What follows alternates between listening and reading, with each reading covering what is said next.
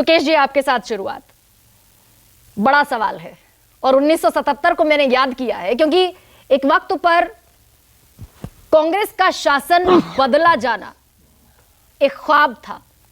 अभी भी वही स्थिति कमोबेश नजर आ रही है। बहुत छोटे छोटे स्वार्थ जिन राजनीतिक दलों के हैं और कमोबेश ये सुबुगाहट, ये सिरपुटअव्वल नजर भी आती है। बेंगलुरु में भी नजर आई। बेंगलुरु में नीतीश कुमार लौट गए, तेजस्वी लौट गए, पटना से लौट गए थे अरविंद केजरीवाल और उनका पूरा डेलीगेशन दिल्ली आ गया था। तो मैं तो बस ये समझना चाहती हूं आज की इस तस्वीर में, और इसीलिए आज कोई सियासी पार्टी यहां मौजूद नहीं है, कोई पॉलिटिकल रिप्रेजेंटेटिव मौजूद नहीं है। सब इस देश की राजनीति की नब्ज को समझने वाले बड़े समझदार और बड़े गंभीर लोग हैं जिनका ये पैनल है। और इसीलिए सुकेश जी, आपके साथ शुरुआत। 2024 में एनडीए वर्सेस इंडिया, किसकी कितनी ताकत, कौन कहां खड़ा है और क्या ये मोदी हटाओ का ख्वाब पूरा हो पाएगा या फिर एक दफा फिर से 2024 में भी विपक्ष में खड़ता नजर आएगा? ये चूंकि आपने 77 का जिक्र किया, कोई भी माइटी सत्ता या माइटी पॉलिटिकल फिगर आपके सामने खड़ा होता है तो ये एक राजनीतिक इतिहास इस देश का रहा है कि गठबंधन होता है।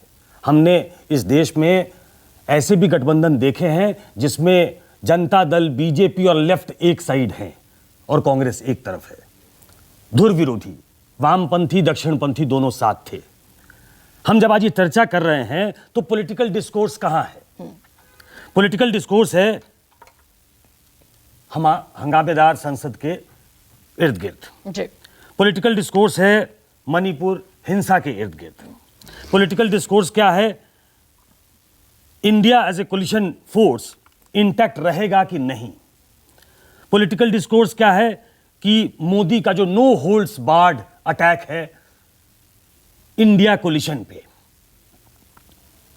पॉलिटिकल डिस्कोर्स है जिस तरीके से शुरुआत कर दी है बीजेपी ने, नई टीम की घोषणा हो गई, उससे ज्यादा जिस तरीके से अमित शाह और जेपी नड्डा सबने कमान संभाल ली है। कहा जा रहा है अमित शाह मध्य प्रदेश को बहुत क्लोजली मॉनिटर कर रहे हैं, जेपी नड्डा राजस्थान को देखेंगे। तो दोनों तरफ से तैयारी पूरी है।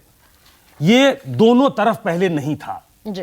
2019 में तो बिल्कुल, 2014 में तो बिल्कुल ही नहीं था। 2019 में भी इसने कॉन्क्रीट शेप नहीं लिया था। मैं छोटी छोटी व्याख्या कर दूं जो मैंने कहा कि किस पॉलिटिकल डिस्कोर्स के इर्द गिर्द हम घूम रहे हैं। संसद में हंगामा है, आपको मालूम है कि नो कॉन्फिडेंस मोशन आया है और वो सेंसर करने के लिए है सरकार को। सबको मालूम है कि सरकार जीत जाएगी, सरकार के पास लोकसभा में प्रचंड बहुमत है। लेकिन उसमें भी एक खेल होता है कि कांग्रेस जो है उसका एक सांसद वो जाके नो कॉन्फिडेंस मोशन देते हैं और इंडिया के अंदर एक खलबलाहट होती है कि भाई हमने तय किया था कि हम एक साथ देंगे तो कांग्रेस ने क्यों दिया।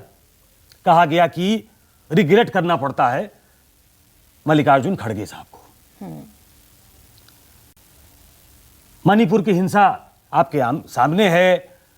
सरकार की हिला हवाली थी, विपक्ष का आरोप था जो कि कई मायने में सही है कि प्रधानमंत्री का बयान करीब 2.5 महीने के बाद आया।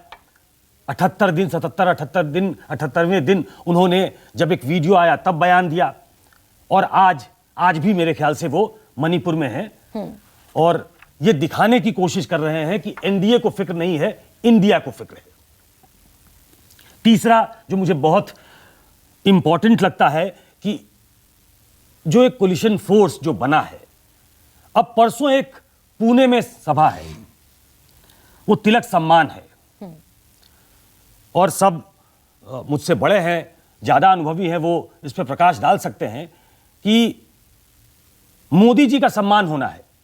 सम्मान देना किसको है? शरद पवार को।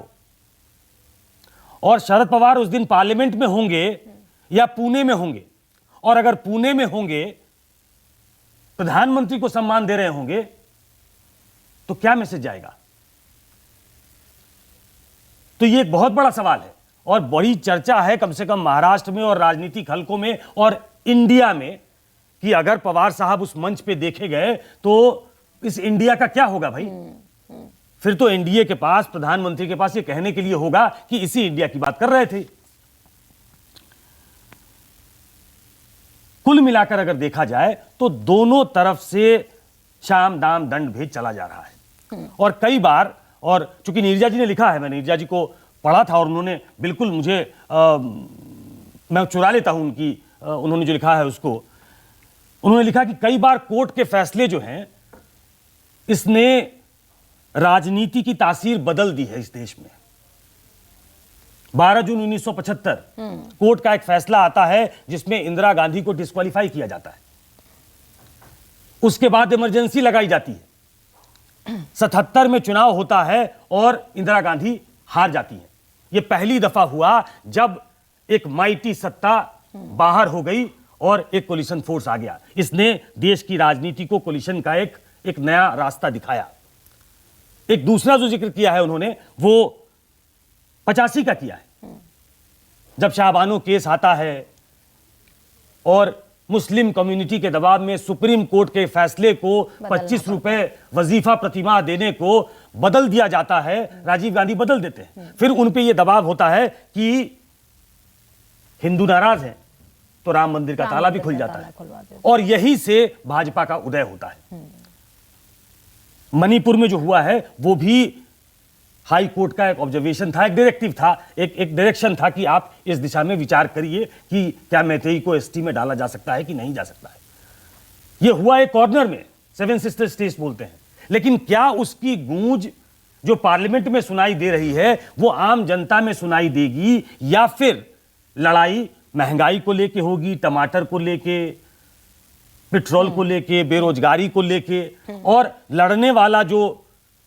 लड़ने वाली एक शक्ति जो बन रही है वो इंटैक्ट रहेगी, किसी पॉलिसी के तहत आएगी? क्या मुंबई में वो एक शेप लेता है या वो अपने रास्ते से हिल जाता है? कोई संयोजक बनता है क्या, कोई अध्यक्ष बनता है क्या, किसी ऐसे नाम का ऐलान होता है जो उनको फर्दर कंसोलिडेट करता है?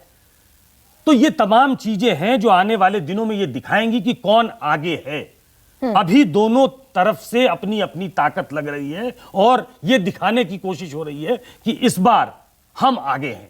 नरेंद्र मोदी की तरफ से ये दिखाने की कोशिश है, उनकी सरकार की तरफ से ये दिखाने की कोशिश है कि उनको कोई खतरा नहीं है।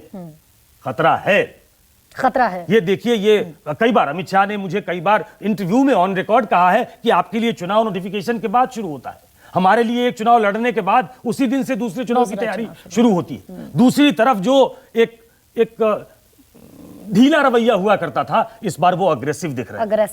हिमाचल और कर्नाटक की जीत के बाद, और जीत शायद वो स्मेल कर रहे हैं मध्य प्रदेश में, उसके बाद उनके अंदर वो ऊर्जा आ रही है। लेकिन याद करिए कि ये 3 बड़े राज्यों में वो पहले में भी चुनाव, 18 में भी चुनाव जीते थे, लेकिन उसका सीधा असर 19 पे नहीं हुआ। तो इन तमाम चीजों के इर्द गिर्द आज की राजनीति है जिसके तहत हम ये चर्चा कर रहे हैं और ये खंगालने की कोशिश कर रहे हैं कि कौन कहां खड़ा है। मुझे 2013-14 के इलेक्शन से पहले जब दिल्ली में चुनाव हुए वो स्थिति भी याद आ रही है सुकेश जी। बहुत बड़े बड़े जो चुनावी पंडित थे, राजनीतिक विश्लेषक थे, उन्होंने कहा था कि अरविंद केजरीवाल अगर दिल्ली में 3 से 5 सीटें भी जीत ले जाएंगे तो बड़ा चमत्कार जैसा होगा। लेकिन पहली दफा अरविंद केजरीवाल की पार्टी, जो कि नई नई तब पार्टी इंडिया अगेंस्ट करप्शन से निकली, पहली बार जो एक तरीके से मैंडेट लेकर आई, उसने बहुतों को चौंकाया। और फिर जब दूसरी बार चुनाव हुए तब तो बिल्कुल ही लैंडस्लाइड विक्ट्री के तौर पर सामने आया। 3 सीटें महज कांग्रेस को मिली और 67 सीटें निकाल कर ले गई आम आदमी पार्टी, यानी कि अरविंद केजरीवाल की पार्टी। हमारे साथ बीजेपी को